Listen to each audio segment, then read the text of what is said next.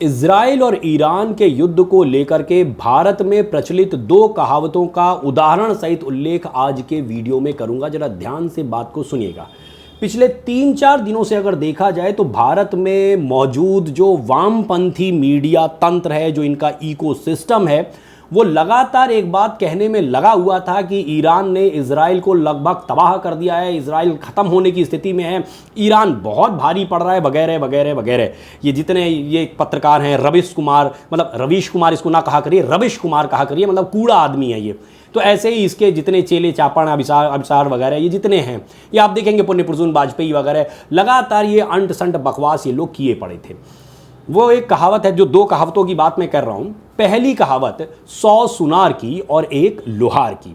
भारतीय समय के अनुसार आज सुबह तड़के 4:30 बजे अमेरिका के B-2 बॉम्बर और उनकी कुछ मिसाइलों ने ईरान के ऊपर एक ताबड़तोड़ हमला किया और उनके जो 3 मुख्य परमाणु ठिकाने थे उसको पूरी तरीके से नेस्तनाबूद कर दिया, समाप्त कर दिया, ख़त्म कर दिया, मिट्टी में मिला दिया।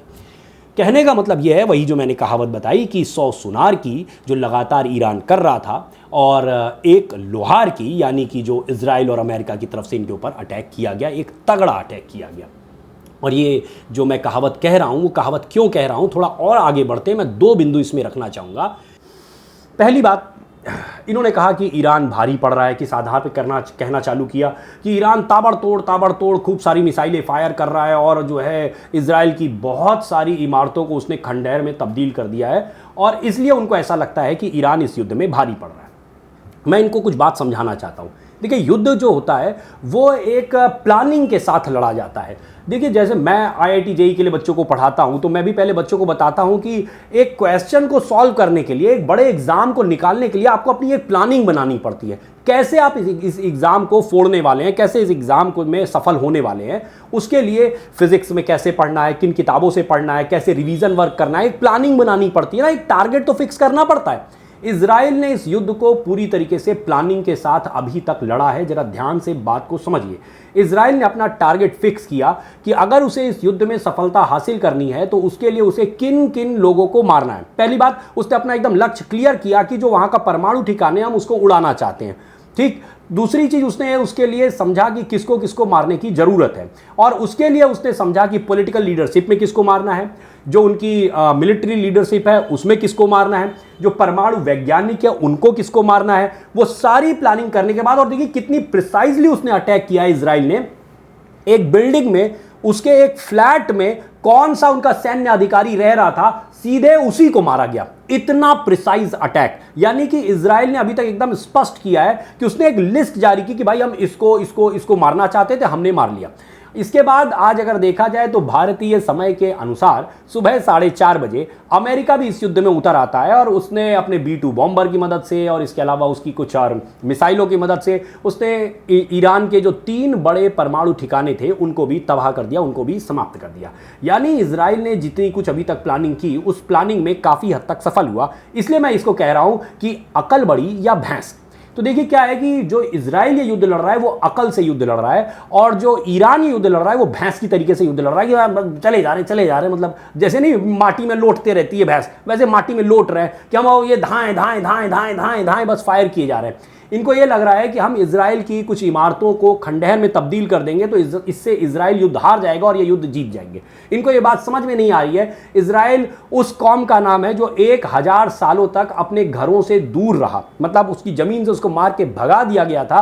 वो दुनिया भर में भटकता रहा, लेकिन उसको इस बात का विश्वास था कि एक दिन उसे अपनी जमीन मिलेगी और वो अपने देश को बना पाएगा, और वो आज अपने देश को बना पाया है। इजराइल ने इस युद्ध की बाकायदा तैयारी की है और अगर आप ध्यान से देखें, इजराइल में जरूर ईरान ने इतनी सारी मिसाइलें गिराई हैं, लेकिन इजराइल से ऐसी कोई खबर नहीं आ रही है कि कितनी बड़ी जनहानि वहां पे हो रही है, क्योंकि वहां पे जनहानि इतनी नहीं हो पा रही है जितना ये ईरान ने अपेक्षा की होगी कि हम इतनी मिसाइलें दागेंगे तो कितने लोग मरेंगे।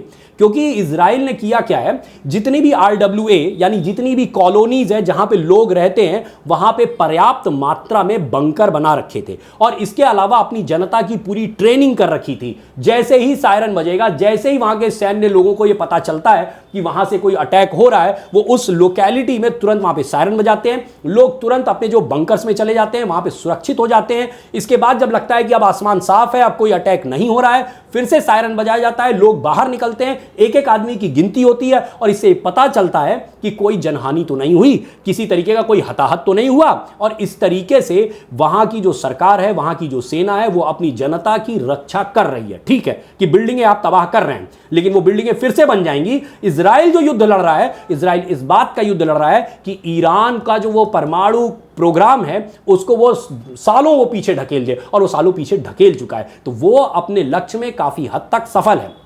जो वामपंथी और कट्टरपंथी लोग भारत में भी बैठे हुए हैं या दुनिया में कहीं बैठे हुए हैं और जो ये सोच रहे हैं कि ईरान बहुत भारी पड़ रहा है, उनको मैं केवल इतना संदेश देना चाहता हूं कि जरा अकल की तरीके से काम करो, अकलमंदी से बातचीत किया करो, ये भैंस की तरीके से बात ना किया करो, है ना। मैं तो केवल इतना कहता हूं। अच्छा, कुछ लोग ये कह सकते हैं कि भाई आपको क्या मतलब इनसे लेना देना है, आप क्यों इनके लिए कह रहे हैं कि इजराइल को जिंदा रहना चाहिए।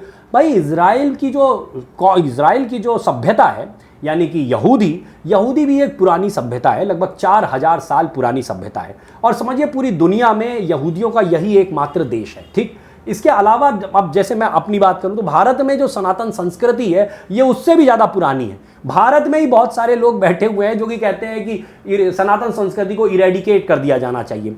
हमने भी वही दर्द झेले हैं पिछले 1000 सालों में। कम से कम न जाने कितने अटैक हम लोगों ने झेले, चाहे वो इस्लामिक इन्वेडर्स आए, उन्होंने हमारे ऊपर आक्रमण किया, हमें समाप्त करने की कोशिश की। इसके बाद अंग्रेज आए, उन्होंने हमें समाप्त करने की कोशिश की, लेकिन हम लड़ते रहे और अपनी सभ्यता को जिंदा रखे रहे। इसी तरीके से आज क्यों भाई आपको क्या जरूरत है, 57 इस्लामिक राष्ट्र हैं, क्यों आप कहते हैं डेथ टू इजराइल, क्यों आप वो यहूदियों को समाप्त कर देना चाहते हैं। तो इसलिए अगर आप ऐसा कहेंगे कि डेथ टू इजराइल, तो निश्चित रूप से हम इस सभ्यता के पक्ष में खड़े होंगे और हम चाहेंगे कि ये भी जीवित रहें। भाई आपके भी 57 राष्ट्र हैं, आप रहिए ना। आप एक इजराइल को बर्दाश्त नहीं कर पा रहे हैं, तो भाई कल आज आप इजराइल को समाप्त कर देना चाहते हैं, यहूदियों को समाप्त कर देना चाहते हैं, कल आप चाहेंगे कि सनातन संस्कृति को समाप्त कर दिया जाए। पिछले 1000 सालों से कोशिशें चली रही हैं और भारत में ही बहुत सारे ऐसे कट्टरपंथी बैठे हुए हैं, भारत में ही ऐसे बहुत सारे वामपंथी और कम्युनिस्ट टाइप के लोग बैठे हुए हैं जो भारत की संस्कृति को समाप्त कर देना चाहते हैं। इसलिए हम यहूदियों के साथ इस युद्ध में निश्चित रूप से, क्योंकि वो सही बात कह रहे हैं कि भाई हमें जिंदा तो रहने दो, वो कौन सी गलत बात कह रहे हैं। और अगर आप उनको थ्रेटन करेंगे, बार बार ये कहेंगे कि डेथ टू इजराइल, तो इजराइल को अपने अस्तित्व की लड़ाई लड़ने का पूरा अधिकार है और इसीलिए उसने और बहुत ही प्रिसाइजली अटैक किया। वो ईरानियों को नहीं मार रहा है। मैं एक बात और स्पष्ट कर देना चाहता हूं कि यह युद्ध ईरानियों से नहीं है, बल्कि ईरान में बैठी हुई इस कट्टरपंथी सरकार से है, जो ईरानियों को भी जिसने बंधक बना रखा है। आप समझिए, वो जो तथाकथित तौर पे इस्लामिक क्रांति आई, उस इस्लामिक क्रांति के बाद ये खामनेई ये सब सामने आए और इन्होंने क्या किया है कि ईरान के लोगों को ही वहां पे गुलाम बना रखा है। पिछले 1 दशक में आपने देखा होगा, न जाने कितनी वहां की ही महिलाओं के ऊपर कितना अत्याचार हुआ। तो इसलिए ये जो इजराइल ये युद्ध लड़ रहा है, ये केवल अपने अस्तित्व की लड़ाई नहीं लड़ रहा है, बल्कि ईरान के भी ऐसे जो सभ्य लोग हैं, उनकी स्वतंत्रता की लड़ाई भी इजराइल लड़ रहा है। और इसलिए हम इस मानवतावादी पक्ष के साथ खड़े। वो दानववादी हैं, जितने ये खामनेई तंत्र बैठा हुआ है, ये दानववादी हैं, और इजराइल जो ये युद्ध लड़ रहा है, ये मानववादी युद्ध लड़ रहा है, और इसलिए हम उसका साथ देना चाहते हैं। ठीक है। अच्छा, दूसरी बात मैं इसमें कहना चाहूँगा, कुछ लोग एक और नैरेटिव खड़ा करने की कोशिश कर रहे हैं। मैं देख रहा हूँ कम्युनिस्टों को कि वो ये कह रहे हैं कि अरे जो ईरान है, इसकी सभ्यता 4000 साल पुरानी है, 5000 साल पुरानी है, 7000 साल पुरानी है। ऐसे लोगों को मैं जवाब देना चाहता हूँ, भाई आप जिस पर्शियन सभ्यता की बात कर रहे हैं, उसी पर्शियन सभ्यता को समाप्त करके ये इस्लामिक कट्टरपंथी वहाँ पे आए थे, जिसके बाद इसका नाम ईरान पड़ा। अब ये पर्शिया नहीं है, ये पर्शिया नहीं है। इसको समाप्त करके जो वहां से पारसी थे, उनको या तो 3 चीजें हुई उनके साथ, या तो उनको जबरन कन्वर्ट करा दिया गया, उनको इस्लामिक वो उसमें रंग में रंग दिया गया, या दूसरी चीज उन्हें मार दिया गया, या तीसरी चीज हुई वो वहां से लोग भाग गए, पलायन कर गए। भारत में ऐसे बहुत सारे पारसी आज भी रहते हैं भाई, टाटाज हैं, गोदरेज हैं, वो भारत में भी रहते हैं। तो इसलिए वो लोग वहां से चले आए, ये जीवित, ये वही पारसी हैं, ये वही सभ्यता का पालन कर रहे हैं। लेकिन जो खामनेई तंत्र आज वहां पे बैठा हुआ है, वो उस पर्शियन सभ्यता का पालन नहीं कर रहा है। इसलिए हम चाहेंगे ये युद्ध निश्चित रूप से मानववादी लोग जीते, क्योंकि हम भाई सनातन संस्कृति को मानने वाले हैं। और श्रीमद् भगवद गीता में भगवान श्री कृष्ण ने भी यही बात कही कि शांति की स्थापना के लिए कई बार युद्ध लड़ना पड़ता है। अर्जुन नहीं युद्ध लड़ना चाह रहे थे, लेकिन उसके बाद भगवान श्री कृष्ण उनको समझाते हैं कि भाई अर्जुन तुम्हें युद्ध लड़ना पड़ेगा, क्योंकि अगर धर्म की स्थापना होनी है तो जो लोग अधर्मी हैं, जो धर्म के विरुद्ध कार्य कर रहे हैं, उनको समाप्त करना पड़ेगा, उनको इरेडिकेट करना पड़ेगा। आप समझिए कि दुर्योधन उनकी भी बात नहीं मानता है, क्योंकि दुर्योधन को समझाने तो भगवान श्री कृष्ण स्वयं गए थे, लेकिन दुर्योधन उनकी बात नहीं मानता है। तो इसलिए आज जो ईरान अपने कट्टरपंथ में फंसा हुआ है, जो ईरानी राजतंत्र, यानी कि मैं इसको राजतंत्र कह रहा हूं क्योंकि खामनेई जो है वो वहां पे वही राज कर रहा है, जनता वहां राज नहीं कर रही है। इसलिए जो ईरान में बैठा हुआ ये खामनेई राजतंत्र है, इसे समाप्त होना चाहिए। मुझे लगता है ये युद्ध काफी हद तक अभी इजराइल के पक्ष में सही रहा है, क्योंकि इजराइल ने अपने प्रिसाइज अटैक किए हैं। ईरान अभी तक कुछ भी नहीं बता पाया, कोई लिस्ट नहीं जारी कर पा रहा है कि उसने एक्चुअली टारगेट किसको कर रहा है, वो किसको टारगेट कर रहा है। क्या बिल्डिंग्स को टारगेट करने को और बिल्डिंग को खंडहर में तब्दील करने को आप अपनी सफलता बता सकते हैं? मैं तो नहीं समझता हूं इसको। मुझे यह लगता है ये युद्ध अभी काफी हद तक इजराइल के पक्ष में रहा है। 2-3 और बड़े लक्ष्य होने चाहिए, जिसके बाद ये युद्ध काफी हद तक इजराइल के पक्ष में चला जाएगा। पहली चीज, खामनेई का भी पूरी तरीके से, खामनेई का जितना बचा हुआ कुनबा है, ये खामनेई का पूरा कुनबा साफ होना चाहिए। और दूसरी चीज है, ईरान के अंदर एक प्रजातंत्र, यानी जनता जिस तरीके से चाहती है, जैसे और देशों में प्रजातंत्र होता है, डेमोक्रेसी होती है, वैसी डेमोक्रेसी की स्थापना ईरान में भी होनी चाहिए। एक बार फिर से 70 के दशक के पहले का जैसा ईरान था, स्वतंत्रता के साथ जैसे वो लोग जीते थे, वैसे स्वतंत्रता के साथ ईरान में वो लोग जी सकें।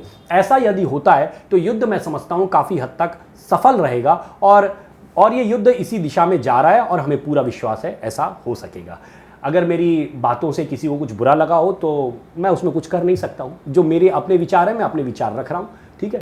जय हिंद, जय भारत, और जीते ये मानववादी लोग, मैं यही चाहूँगा। जय माँ शारदे, ओम नमो भगवते वासुदेवाय, जय श्री राम, जय जय श्री राम।